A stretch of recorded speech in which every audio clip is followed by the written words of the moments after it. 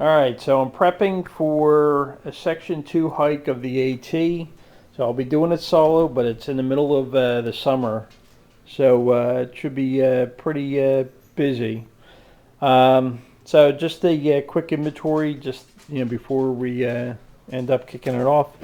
So I got a 3 liter platypus. So I got about 8 miles. I think it's about 8 miles from the trailhead to the first spring. So but we've been having plenty of rain, so I'm sure there's going to be other springs that won't be dried up like they usually are during the summer. So we got a couple trekking poles, um, got some carabiners, for tarp, and got a trek a teak spoon here. I think this is about a 1800 cubic foot of backpack, and or cubic inch foot. Yeah, that'd be great. Got a bivy tent carrying in, and a just a cheap Eddie Bauer fleece. It's summer. It's going to be in the high 70s, but high humidity. So I just want something light to carry in. Got a couple of mocks there for just hit when I hit a base camp. Old Boy Scout tarp, emergency tarp for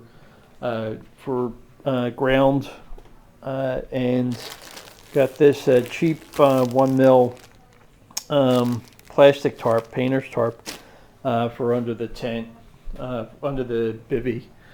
And now for the rest of it. So I'm on a diet. So the food, actually this makes it easy because I can't eat anything else anyway. So I got protein powders in here for drinks. I got coffee and some powdered milk. Some entrees here. Hopefully end up burning a lot of calories. What do we have? We got a Nesbit collapsible stove. I got some fuel tablets in here. We got a Firebox folding stove. I love this thing. It weighs 1,000,000 pounds. Seriously, this thing's got to weigh at least like 3 pounds or something. So, but for me, it's worth it. I can burn anything, including the Nesbit fuel tablets, wood, Trangia stove fuel. So I've used it for a bunch of different medium, as far as what I'm going to burn. Got a titanium long-handled spoon. That'll be for oatmeal, whatever, whatever I'm going to use a spoon for. Zippo lighter, not for any other reason other than just to have a fire source. I like the Zippos just because of I can maintain a flame. If I'm doing some kind of I don't know whether it's singeing paracord or whatever the case is. And of course, this is a Second Amendment commemorative Zippo. Never leave home without it. We got a headlamp. We got a GPS, weather band radio and shortwave on there. Some reading material. Bushcraft knife. It's a Benchmade. Love it. With a ferro rod. We got a Laplander saw. Lightweight shovel for what. We got a DEET because I will be needing it. We got a flask because I will be needing it. Various. I'll see what kind of weight that my pack ends up with. I packed it up without the platypus, and it was at 33 pounds. So I'll figure out what I'm going to end up ditching, if anything. Got this for reading light at night. This thing is great. I mean, it's simple, stupid. Light it, forget it, and don't have to worry. Can use it anywhere. Got a bright. This is it's a 200 lumen flashlight, but you always need one. Some gaiters, and yeah, okay. And this is for the backpack. You know, there's like one of the nights it's going to be rain. Supposedly there's a chance of rain. So for tarp cover, bandana, pure hiker water filter. We got a titanium cooking pot. This is a Tokes, and it's I think it's their 750 milliliter, but it's a perfect size for coffee in the morning, oatmeal. That's about the only stuff that's going to end up being hot.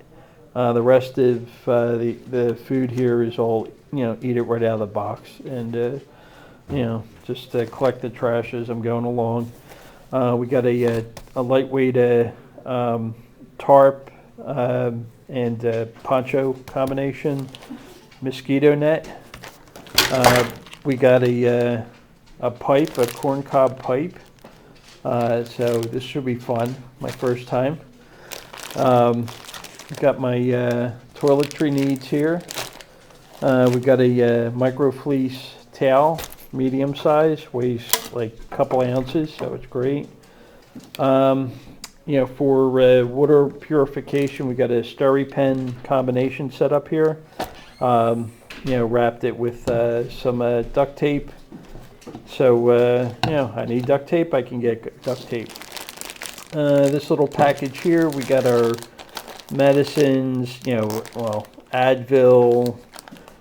We got some salt tablets. I got a bum ankle, so I got some wrap for the ankle. And emergency tarp, or emergency blanket, and a first aid kit. In here we got extra batteries, some Esbit fuel tablets, a filter, you know, a filter for the SteriPen container here. It screws onto the top so I can fill it in from wherever. So this will just act more of a screen for any debris, and then the SteriPen will take care of amoeba, you know, crap like that. And then I can, if needed, I can go to the water purifier if, yeah, what, you know, for additional purification. This is my Nesmic ditty bag. So we got the requisite Altoids tin in here with char cloth. So after base camp is set up, I'll you know, strap. This is a old Army Navy bag, ammo bag. You know, so this will be you know, on my belt loop as I'm you know, exploring the areas. So the usual stuff, and from, yeah. So we got a large ferro rod, you know, that, which this turned out pretty good. I liked it. You know, so one of my other projects, I had to mold it, or a acrylic handle onto this, and you know, put a lanyard on that. It turned out pretty good. So we got the jute line. We got a large trapper knife, some fishing gear, you know, and a file for sharpening knives. And that's really about it. So we got you know, so we got the usual clothing, you know, extra pair of shorts, you know, socks, wool socks, everything but cotton. Cotton kills, da da da. All right, that's it. So I'll keep everybody, keep you posted, add to this video, and you know, providing I make it out alive. Otherwise, you'll see me in the news. All right, take it easy. All right, just parked at the Delaware Water Gap, and about to hit the section 1 of the Appalachian Trail, heading north to south.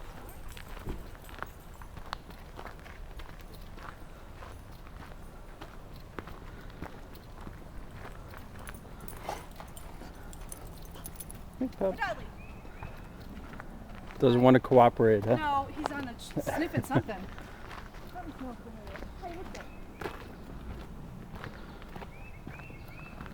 Hopefully it won't take us more than take me more than um, 2 days to finish section 1 to get to section. All right, about a mile in, and just descended. I don't know, a couple hundred feet. So that's a good break in, and hear the melodic sounds of I guess Highway 80 down there. But it's a little humid, but it's beautiful out. All right, first scenic stop, Council Rock.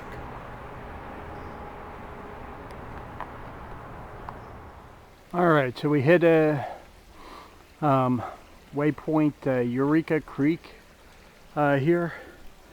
I guess I'm a little less than an hour into the hike, and so far it's been beautiful. But I gotta imagine that when God created United States, you know, the when you put together like IKEA furniture and you have all those extra pieces, and you're like, you know what, it's together. I think what God did was he had all this extra rocks and boulders and everything else, and he said, he saved Pennsylvania for last, so he dumped all the rocks here. I haven't had a clean, flat trail yet, and you know, the rock scrambles are so much fun. All right. I don't know how it's possible, but just got done climbing straight up 2 miles.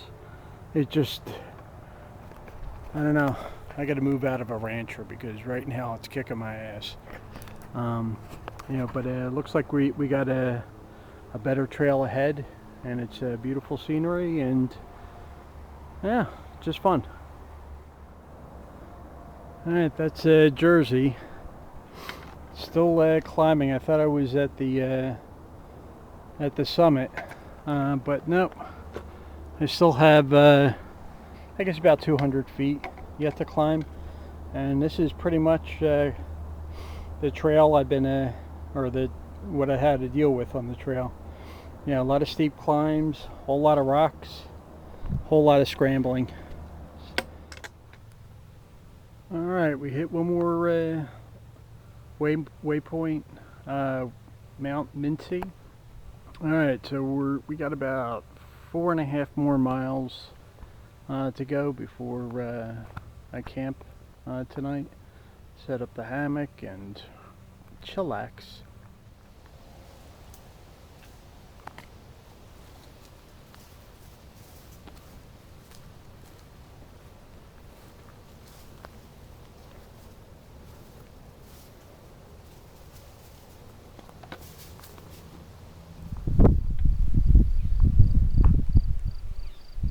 It's time for a water break.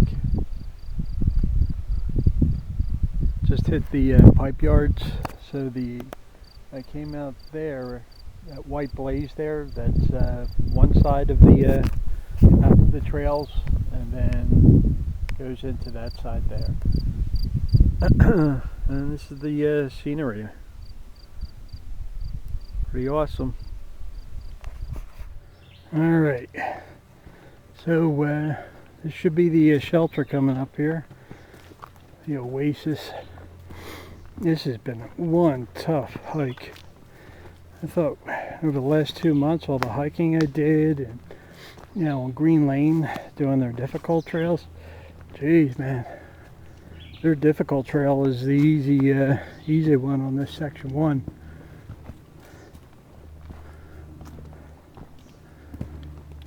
It looks like we got some other hikers.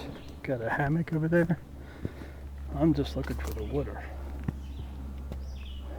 Looks like we got a privy. And